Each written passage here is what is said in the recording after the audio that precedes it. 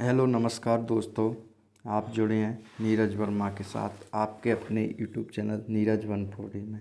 मैं आपके लिए लेकर आया हूँ 9 अक्टूबर 2021 की करंट अफेयर्स की वीडियो।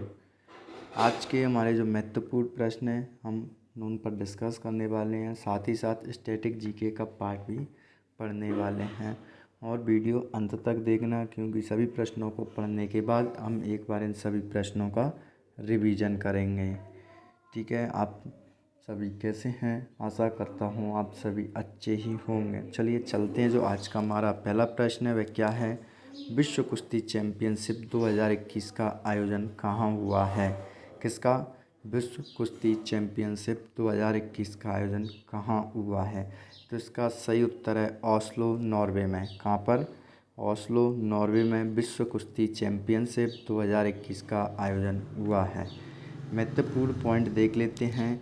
इसका आयोजन कब से कब तक? तो 2 से 10 अक्टूबर 2021 तक किया गया।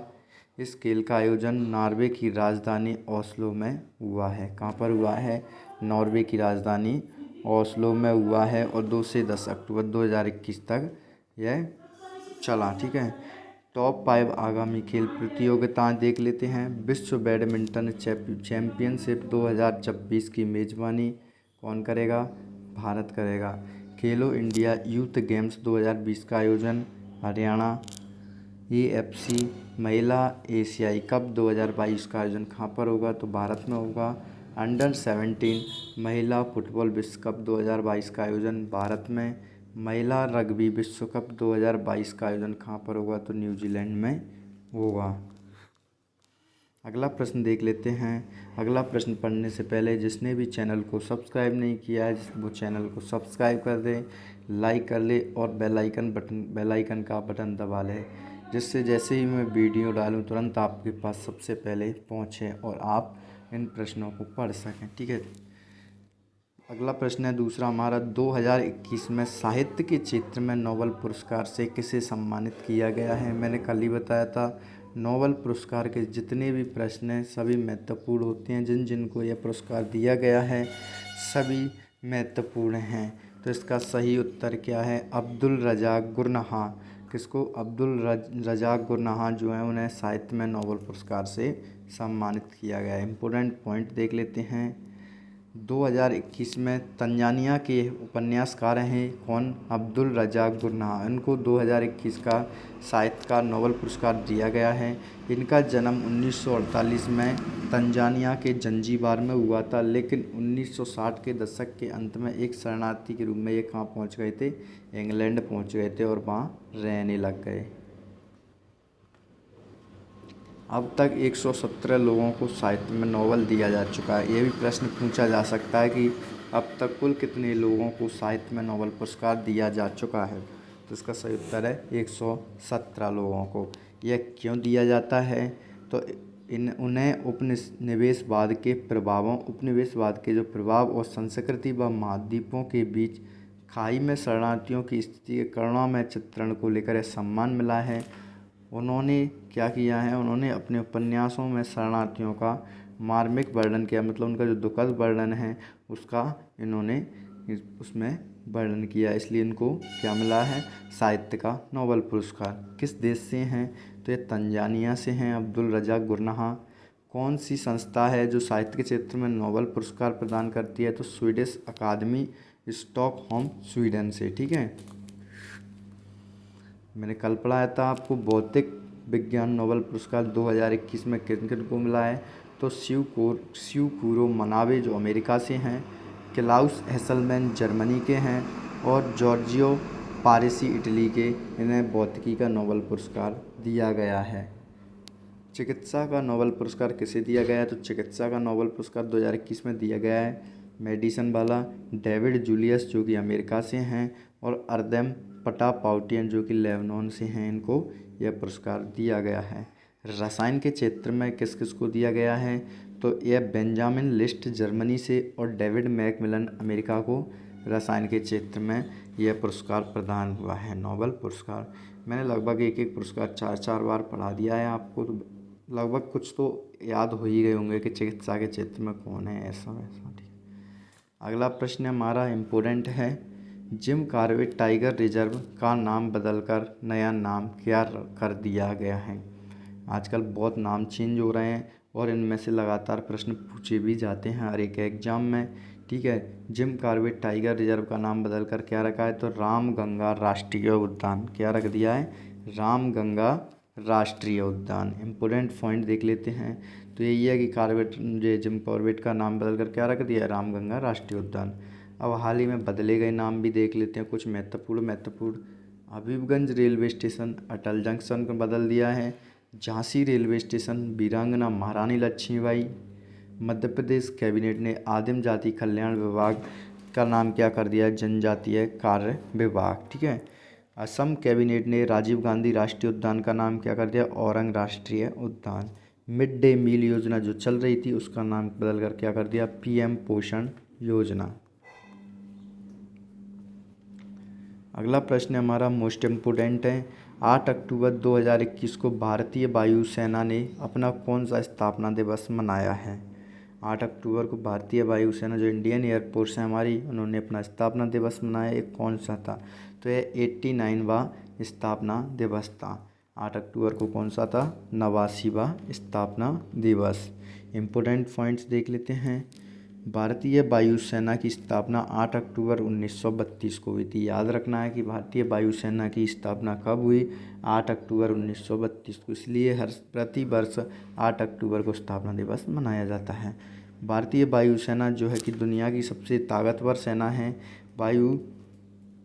वायुसेना ने अनेक बार अपने पराक्रम और से भारत को जो है गौरवान्वित किया है। वायुसेना ने अपने ऐसे ऐसे कार्य दिखाए हैं, ऐसे ऐसे कई कार्य किए हैं जिससे कि भारतीय वायुसेना जो है भारत को गौरवान्वित कर सकें। भारतीय वायुसेना का आदर्श वाक्य है, नवा स्पर्शम दीप्तम, touch the sky with glory. भारतीय वायुसेना के बारे में कुछ पॉइंट पढ़ लेते हैं। इंडियन एयरफोर्स स्थापना 8 अक्टूबर 1932, मुख्यालय नई दिल्ली। वायुसेना दिवस 8 अक्टूबर को, क्योंकि स्थापना इसी दिन हुई। वायुसेना के प्रमुख कौन हैं, विवेक राम चौधरी। वायुसेना के उप प्रमुख कौन हैं, संदीप सिंह। राफेल उड़ाने वाली पहली महिला पायलट कौन बनी हैं, तो शिवांगी सिंह। वायुसेना में प्रथम भारतीय महिला फाइटर पायलट का क्या नाम है, भावना कंठ। क्या नाम है, भावना कंठ। वायुसेना में प्रथम भारतीय महिला पायलट का क्या नाम है, तो हरिता कौर देओल। ठीक है, हरिता कौर देओल, अच्छे से याद रखना, काफ़ी महत्वपूर्ण प्रश्न है। अगला प्रश्न है, अजय बोरियर संयुक्त सैन्य अभ्यास 2021 भारत और किस देश के बीच आयोजित हुआ है। कौन सा, अजय। ठीक है, तो इसका सही उत्तर है ब्रिटेन, या भारत और ब्रिटेन के बीच आयोजित हुआ है अजय बोरियर संयुक्त सैन्य अभ्यास 2021। महत्वपूर्ण पॉइंट देख लेते हैं। भारत और ब्रिटेन के बीच द्विपक्षीय रक्षा सहयोग को मजबूत करने के लिए उत्तराखंड के चौबटिया में यह प्रशिक्षण किया जा रहा है। अजय, यह कब से कब तक चलने वाला है, तो 7 से 20 अक्टूबर तक 2 सप्ताह तक चलेगा। इस युद्ध अभ्यास का पहला संस्करण जो है 2013 में कर्नाटक के बेलगाम में आयोजित किया गया था। ठीक है, इसका उद्देश्य क्या है, तो सभी का एक ही उद्देश्य है, आतंकवादी विरोधी अभियानों को जोर देना या समुद्र की रक्षा करना, ये सब इनके उद्देश्य रहते हैं। इसका क्या है, इस युद्ध अभ्यास का मुख्य उद्देश्य संयुक्त प्रशिक्षण आयोजित करना और आतंकवादी विरोधी अभियानों पर जोर देना। ठीक है, संस्करण कौन सा है, तो यह 6वां संस्करण है। आयोजित स्थल कहाँ पर है, तो उत्तराखंड के चौबटिया में, याद रखना सभी। अपन देख लेते हैं अब टॉप 5 युद्ध अभ्यास जो कि महत्वपूर्ण। वज्र प्रहार संयुक्त सैन्य अभ्यास भारत और अमेरिका के बीच आयोजित होता है। शांतिर ऑग्रो सेना बहुराष्ट्रीय सैन्य अभ्यास भारत, भूटान, श्रीलंका और बांग्लादेश इसमें शामिल हैं। खंजर भारत और किर्गिस्तान। ठीक है, त्रिपक्षीय वरुण नौसेना अभ्यास भारत, फ्रांस और यूएई के बीच आयोजित होता है। अगला प्रश्न हमारा देख लेते हैं, इम्पोर्टेंट है। बतुकम्मा उत्सव जो है किस राज्य में मनाया जाता है। कौन सा? बतुकम्मा उत्सव। तो यह तेलंगाना राज्य में मनाया जाता है। इम्पोर्टेंट पॉइंट्स देख लेते हैं। बतुकम्मा पर्व भारत के तेलंगाना राज्य में महिलाओं द्वारा मनाया जाने वाला एक क्षेत्रीय पर्व है। पूरे तेलंगाना क्षेत्र में बतुकम्म पर्व सालिबहान संवत के अमावस्या तिथि के शुरू होकर 9 दिनों तक मनाया जाता है। मतलब ये सीधा कि नव दुर्गाओं में यह मनाया जाता है। तेलुगु में बतुकम्मा का मतलब देवी माँ जिंदा है। यह त्यौहार स्त्री के सम्मान के रूप में मनाया जाता है। टॉप 5 त्यौहार देख लेते हैं। आदिपुरम त्यौहार तमिलनाडु, बांचुवा महोत्सव असम, ओणम त्यौहार केरल, सोलंग त्यौहार अरुणाचल प्रदेश और नुआखाई उत्सव उड़ीसा राज्य में मनाया जाता है। अगला प्रश्न देख लेते हैं, इम्पोर्टेंट है। पारादीप पोर्ट ट्रस्ट के नए अध्यक्ष कौन बने हैं? किसके? पारादीप पोर्ट ट्रस्ट के नए अध्यक्ष तो पीएल हरनाद। जो पीएल हरनाद हैं वह पारादीप पोर्ट ट्रस्ट के नए अध्यक्ष बने हैं। इम्पोर्टेंट पॉइंट देख लेते हैं। 1944 बैच के भारतीय रेलवे यातायात सेवा के अधिकारी पीएल हरनाद जो हैं को पारादीप पोर्ट ट्रस्ट का नया अध्यक्ष नियुक्त किया गया है। पारादीप पोर्ट ट्रस्ट क्या है? तो मुख्यालय इसका पारादीप उड़ीसा में है। पारादीप पोर्ट ट्रस्ट कब खोला गया था? तो 12 मार्च 1966 को। पारादीप पोर्ट ट्रस्ट उड़ीसा का एकमात्र प्रमुख बंदरगाह है। क्या है? बंदरगाह। टॉप 5 अध्यक्ष देख लेते हैं। भारतीय भारोत्तोलन महासंघ के अध्यक्ष कौन है? सहदेव यादव। राष्ट्रीय वित्तीय रिपोर्टिंग प्राधिकरण Ashok Kumar Gupta. Indian Society of Advertisers Sunil Kataria. अगला है अखिल भारतीय प्रबंधन संघ के अध्यक्ष CK Ranganathan. Press Trust of India के अध्यक्ष अवीर सरकार। ठीक है। अगला प्रश्न देख लेते हैं। स्तन कैंसर जागरूकता माह जो ब्रेस्ट कैंसर अवेयरनेस मंथ है 2021 में कब से कब तक मनाया जाएगा? इम्पोर्टेंट है। तो 1 से 31 अक्टूबर मतलब पूरा एक मंथ यह मनाया जाएगा स्तन कैंसर जागरूकता माह। इम्पोर्टेंट पॉइंट देख लेते हैं। हर साल यह स्तन कैंसर जागरूकता माह अक्टूबर के महीने में मनाया जाता है 1 से 31 अक्टूबर तक। गुलाबी रिबन स्तन कैंसर जागरूकता का एक अंतर्राष्ट्रीय प्रतीक है। क्या? गुलाबी रिबन। स्तन कैंसर क्या होता है? तो ये भी देख लेते हैं। स्तन कैंसर जो है एक प्रकार का कैंसर है जो स्तन की ग्रंथियों के ऊतकों में, नलिकाओं या लोब्यूल के एपिथेलियम में उत्पन्न होता है। स्वस्थ खाना, अच्छी जीवन शैली ब्रेस्ट कैंसर के रिस्क को कम कर सकता है। इस माह को मनाने के उद्देश्य क्या हैं? इस वार्षिक अंतर्राष्ट्रीय स्वास्थ्य अभियान का मुख्य उद्देश्य बीमारी के बारे में जागरूकता बढ़ाना और इसके कारण रोकथाम, निदान, उपचार और इलाज में अनुसंधान के लिए धन जुटाना है। अगला प्रश्न है, भारत का पहला ई मछली बाजार ऐप पिसवाले को किस राज्य की सरकार ने लॉन्च किया है? किसको? ई मछली बाजार ऐप पिसवाले ऐप है, एक ऐप का नाम है। इसको किस राज्य की सरकार ने लॉन्च किया? तो असम राज्य की सरकार ने इसे लॉन्च किया है। किसको? पिसवाले ऐप को। ठीक है। इम्पोर्टेंट पॉइंट्स देख लेते हैं। असम के मत्स्य पालन, पर्यावरण और वन उत्पाद शुल्क मंत्री हैं परिमल शुक्लाबैद्य ने भारत का पहला ई मछली बाजार पिसवाले ऐप लॉन्च किया है। इस ऐप को राज्य के मत्स्य विभाग के सहयोग से aqua blue global aquaculture solutions private limited द्वारा विकसित किया गया। ठीक है। इस ऐप के माध्यम से क्या होगा?